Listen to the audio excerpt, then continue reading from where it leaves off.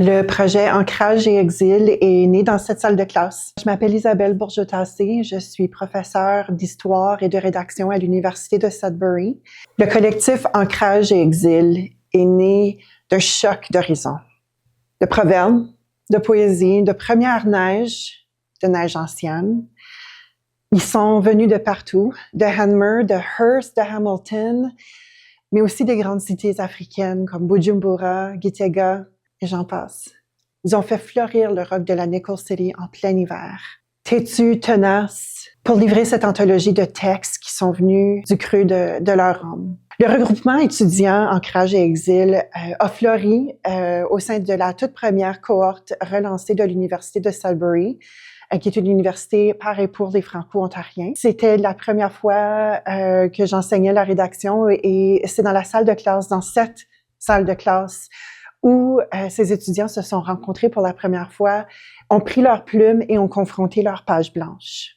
Du passage de la page blanche à la parole, cette cohorte tenait vraiment à se dire, comme la génération de 1975, qui, comme on le sait aujourd'hui, a été la première à hisser le drapeau franco-ontarien ici, à l'Université de Sudbury.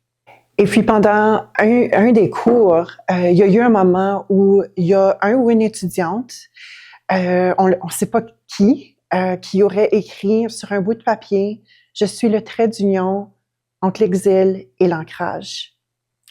Et c'est de là où on a pris le nom du collectif, où on a pris le nom de notre recueil, parce que c'était vraiment ce qu'on avait à dire. C'était de raconter cet exil, cet ancrage, cet exil de ces terres qui nous ont donné naissance, mais aussi l'ancrage de ces terres d'accueil qui nous prend dans leurs bras. Je suis le trait d'union entre l'exil et l'enclave. Je suis le trait d'union entre l'exil et l'ancrage. Je suis le trait d'union entre l'exil et l'ancrage.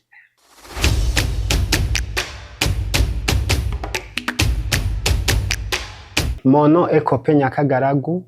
Je suis étudiant à l'Université de Sudbury en sciences de la santé. Je suis originaire du Burundi. Malgré que ma famille vit à Oshawa, j'ai aussi notre famille dans mon pays qu'on reste en communication, les amis et les autres personnes qui me retiennent encore. Mon nom c'est Tapili Omaro. Je suis originaire de la Côte d'Ivoire. J'ai vécu en Côte d'Ivoire, je suis né en Côte d'Ivoire, j'ai grandi en Côte d'Ivoire. Et je suis au Canada depuis novembre 2024. C'était un gros changement, mais je m'adapte. Alors, à Abidjan, j'étais dans le domaine médical. J'étais médecin généraliste, médecin de famille ici au Canada. Donc, ici, j'essaie tant bien que mal de m'adapter. J'ai repris les cours en sciences de la santé, option santé publique, à l'Université de Sudbury. Je m'appelle Bertine Bonio-Kouya. Je viens du Congo, je suis congolaise. Mais avant ici, j'étais à Hamilton.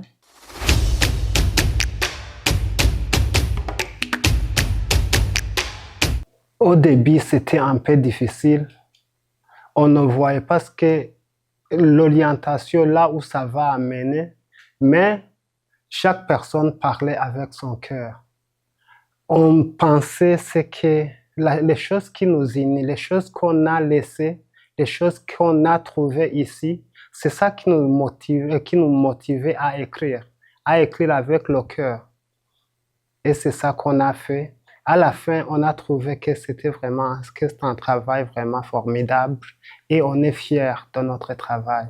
Le premier moment, c'était avec vraiment beaucoup d'hésitation parce que je cherchais les mots qu'il fallait et Isabelle m'a dit, il n'y a pas de mots justes.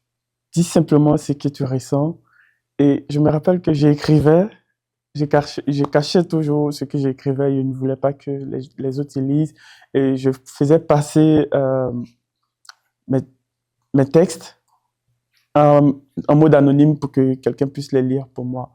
Après, il faut dire aussi que j'ai eu quelques syndromes de page blanche, si on peut le dire, parce que je ne savais pas quoi dire.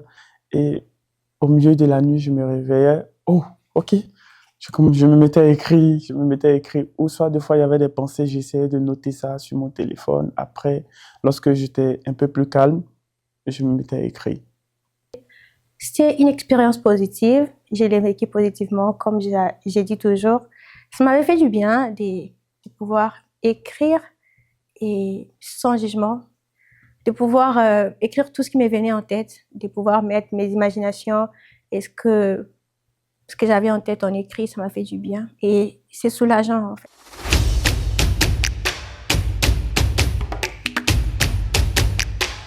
Alors, pour moi,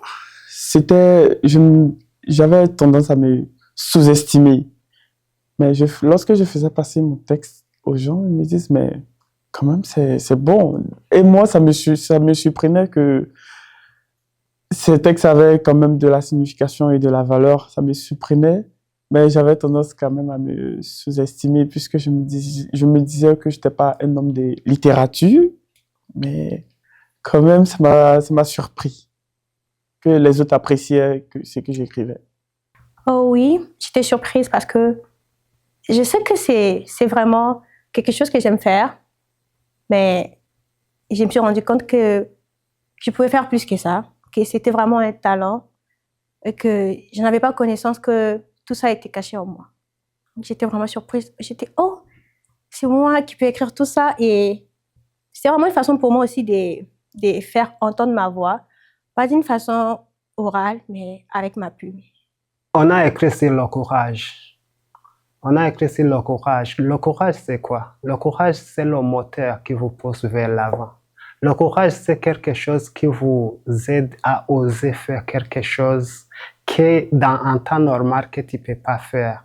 Le courage, c'est de surmonter tous les obstacles qui vous stoppent pour avancer. Dans notre ancrage, il y a beaucoup d'obstacles qu'on a surmontés.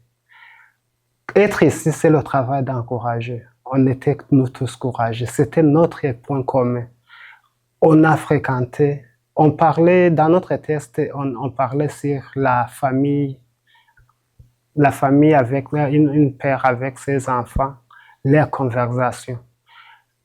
Pendant la conversation, c'est là où le père les enseigne ce qui est le courage. Et nous sommes vraiment fiers de notre travail. Nous sommes vraiment très contents de ce qu'on a réalisé et nous avons constaté que nous tous, nous sommes courageux. Arriver ici, c'est le travail de quelqu'un qui est courageux.